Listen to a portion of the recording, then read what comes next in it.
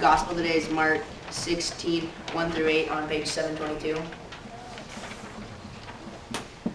When the Sabbath was over, Mary Magdalene, Mary the mother of James and Salome, bought spices so they might go to anoint Jesus' body.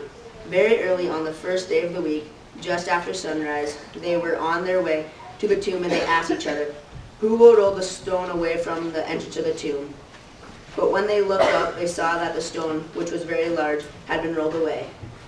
As they entered the tomb, they saw a young man dressed in a white robe sitting on the right side, and they were alarmed. "Don't be alarmed," he said. "You are looking for Jesus the Nazarene, who was crucified. He has risen. He is not here. See the place where they laid him? But go, tell his disciples and Peter he is going ahead of you into Galilee. There you will see him, just as he told you." Trembling and bewildered, the women went out and fled from the tomb. They said nothing to anyone because they were afraid.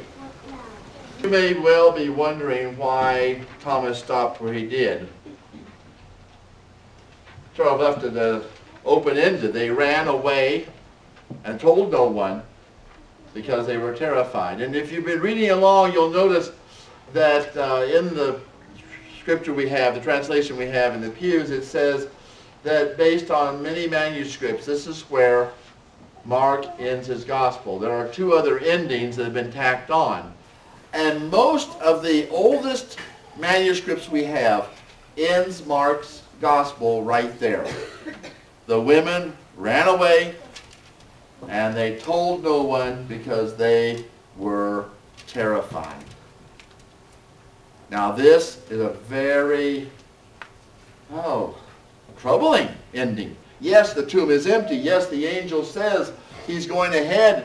He'll meet you in Galilee, but you just left it there. They told no one. How did anyone ever find that Jesus was raised? And why? Why would Mark end his story this way? You know, the men were following Jesus, and Peter said, "I'll lay my life down for you." But that hour that he was taken and arrested, all of the men scrambled. The women did better. When you think about it, the women supported Jesus, ministered to the whole group. They were the ones who saw Jesus whipped and beaten and herded up the Via Dolorosa, the way of sorrows, to that hill of the skull, to Golgotha. They watched from a ways off as he was nailed to the cross, and as he hung there, and as he died. This is the way Mark tells the story. They kept their distance, but they watched it happen, and they also watched where they put the body. And they went there with every intention of honoring his dead body. The biggest argument they had was who's going to roll out the stone. Because, well, they aren't going to be able to. And the biggest surprise up to that point was the stone was already rolled out. And here was a man in white, an angel, a messenger from God. And he knew where Jesus, it wasn't Jesus. Jesus had left there. And Jesus would appear to the disciples in Galilee the way he'd promised some time before. He was risen.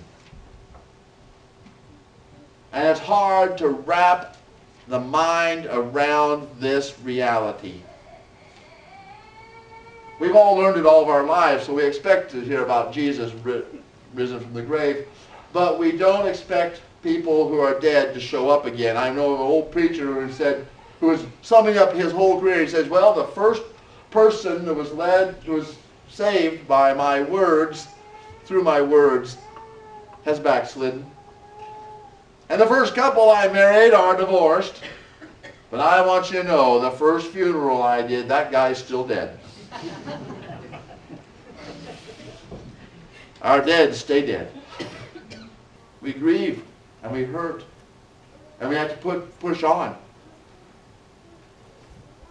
But death is the end. And we just can't wrap our minds around dead than not dead. We know that those women, they didn't expect it. And they reached the end of their discipleship too. they couldn't quite grasp it, just like we sometimes have a hard time grasping what this whole religious thing is about. And I think Mark hit a point where he just couldn't go on.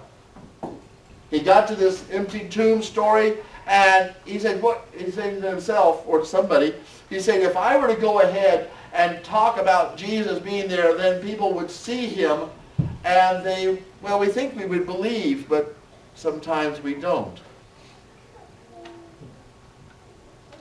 When Jesus was hanging on the cross, there were people standing there saying, prove you're the Messiah. Come on down. Save yourself. And we'll see it and we will believe.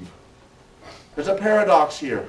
Once we have seen it, then we will file it away. Well, that was Jesus. And we're just talking about some guy who was killed a long, long time ago, and somehow he came back to life. And we're not talking about a long, long time ago. We're talking about here and now, today.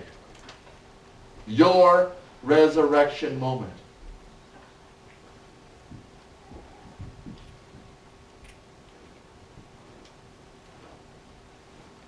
Have you had one?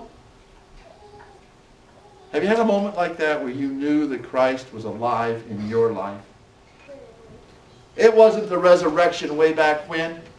It was the resurrection right now.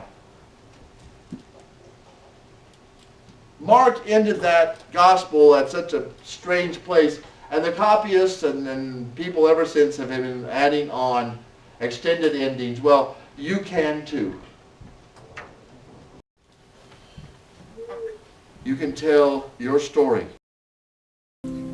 Let there be peace on earth, and let it begin with me. Let there be peace on earth, the peace that was meant to be, with God our Creator, children are we. Let